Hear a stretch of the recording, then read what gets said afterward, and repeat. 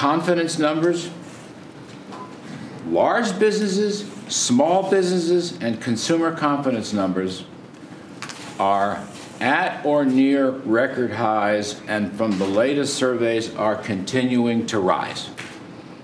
There's no let-up in the increase, and confidence is everything. Confidence is everything. And I can run down a litany. I'm not going to take up your time. I'm just saying the really wonderful part of the story for me, I get off on this stuff. I understand that, but it's very important for the country, Americans, workforce. The new numbers coming in, retail sales, industrial production, low inflation, a rock-steady dollar.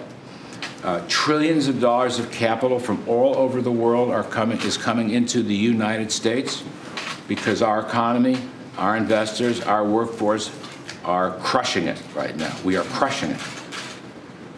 And people say this is not sustainable, it's a one-quarter blip. It's just nonsense, absolute not. Any business economist worth his or her salt will look at these trends and tell you we're gone for a while. We have low inventories, we have rising business investment, productivity is showing the first lift in years. The last number was 1.3% for the year. We haven't seen that in a long time. Businesses are investing, capital goods is booming.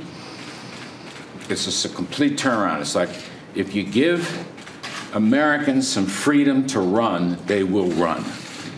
All right? And presidential policy, low tax rates, roll back regulations, open up energy, trade reforms to help the American workforce and the employers across the board. We're not punishing success, we're rewarding success. We're not against businesses, we are for businesses. And we have a president who, in my words, just telling folks to take a rip at the ball, and they're doing it. And again, people may disagree with me, but I'm saying this, we are just in the early stages. We're in the early innings here. We never had a cap goods boom. We're now starting one.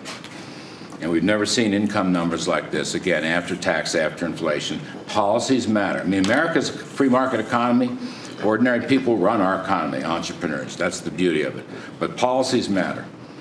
And when you change that switch, as President Trump has changed that switch, things are happening that a handful of us thought might happen, but I would not say it was widespread. So I'll just end, sir, and I appreciate the time very much.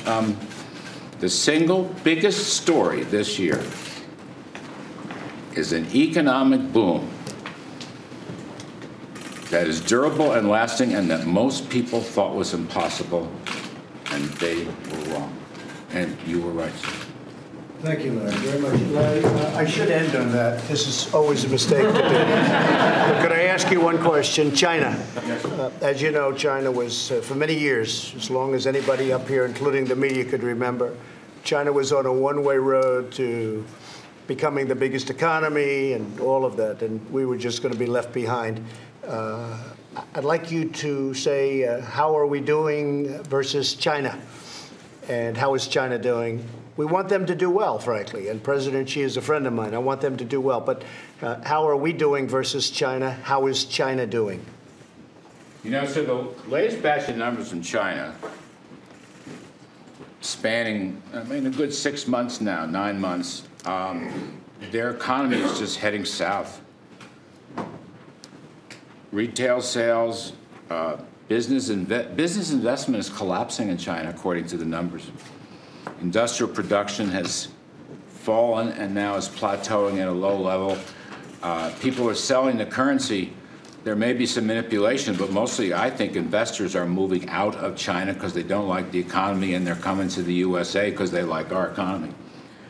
I'm not a China expert, although I'm boning up as fast as I can.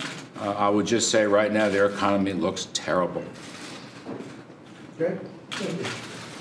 Thank you very much, Larry. Thank you, sir. I'd like to ask Ryan Zinke, Secretary, who actually I watched this morning.